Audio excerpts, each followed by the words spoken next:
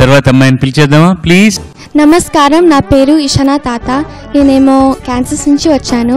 ఇండియాలో మా ఊరు విజయనగరం. నేను 9వ క్లాస్లో చదువుతున్నాను. నా పేరు జ్యోతి తాత. నేను ఈశానా వాళ్ళ అమ్మని. మేము క్యాన్సస్లో 15 ఏళ్ళే ఉంటున్నాం అనమాట. ఈశానా ఇక్కడే పుట్టి పెరిగింది. సో తెలుగు కూడాను అంతంత మాత్రమే వచ్చును. ఇండియా పిల్లలా కాకపోయినా ఇంట్లోంచి తెలుగు నేర్చుకోవడం అవన్నీ చేసింది. సంగీతమో నా దగ్గర నేర్చుకుంటుంది. అండ్ లైట్ మ్యూజిక్ ఏమో మణిశాస్త్రి గారి దగ్గర నేర్చుకుంటుంది. తమాషగా ఉంది నీ పేరు ఇషానా అంటే ఏంటమ్మా అర్థమైంది? ఇషానా అంటే దుర్గాదేవి. దుర్గాదేవి పేరు ఇషానా. ఎన్ని కొత్త పదాలు నేర్చుకోవచ్చు తెలుసుకుంటే. చూడండి, తెలుసుకోవాలని తాపత్రయం ఉంటే.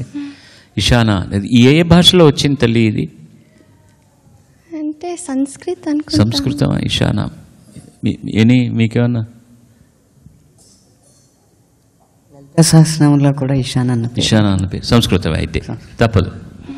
లలిత సహస్రనామం ఉర్దూలోనో తెలుగులోనో లేదు, సంస్కృతంలోనే ఉంది. అమ్మ నాన్న ఎక్కడున్నారు? అమ్మగారు వచ్చారు. నమస్తే అమ్మ. ఇషానా తల్లి దండం.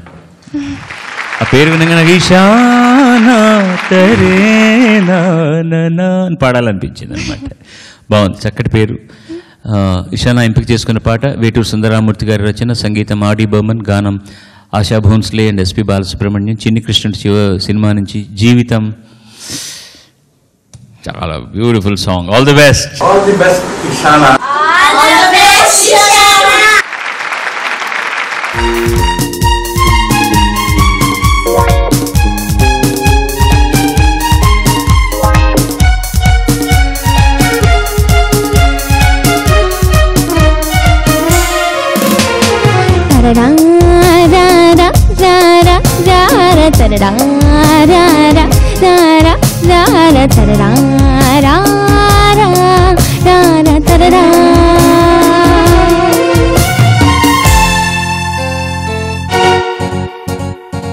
జీవితం సప్త సాగర గీతం, వెలుగు నీడల వేదం, సాగని పయనం, కల ఇలా కౌగిలించే చోట, కల ఇలా కౌగిలించే చోట.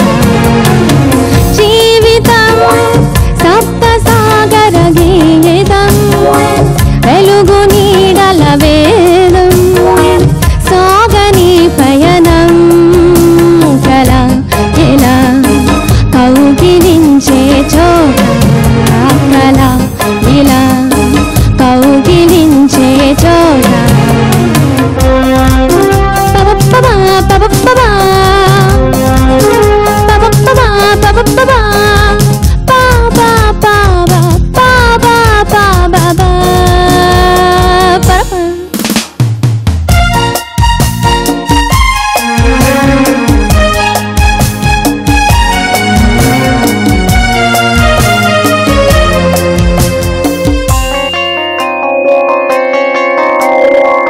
ఏది భువనం ఏది గగనం, తారా తోరణం, ఈ షికాగో తీర్సి టవరే స్వర్గ సోపానము.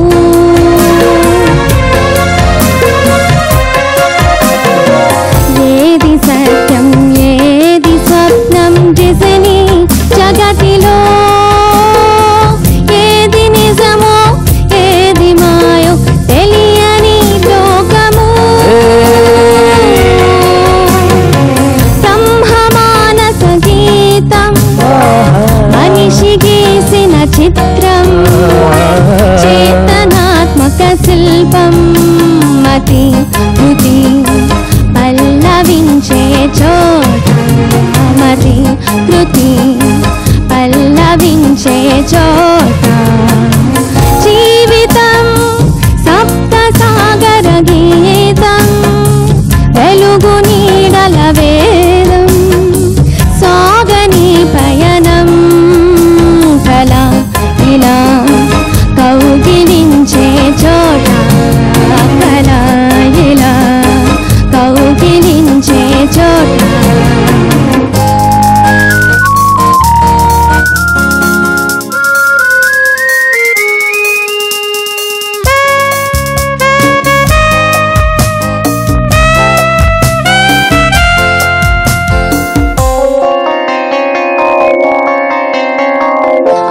స్ఫూర్తిని బట్టి శిల్పశిలలలో స్వేచ్ఛ జ్యోతులు ఐక్యరాజ్య సమితిలోన కలిసే జాతులు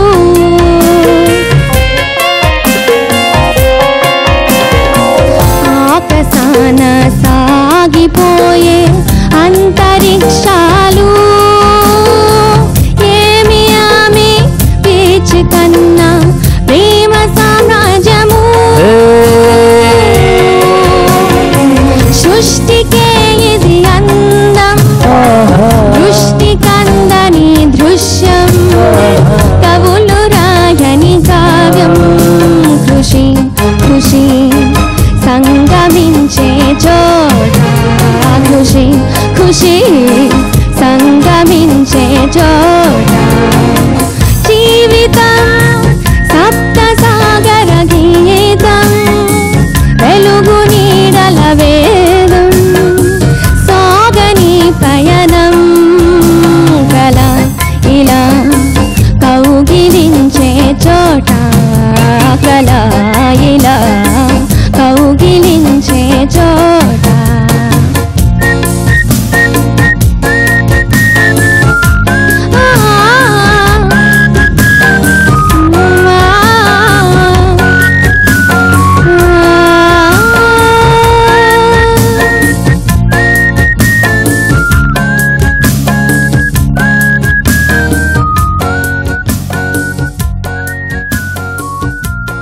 ధన్యవాదం.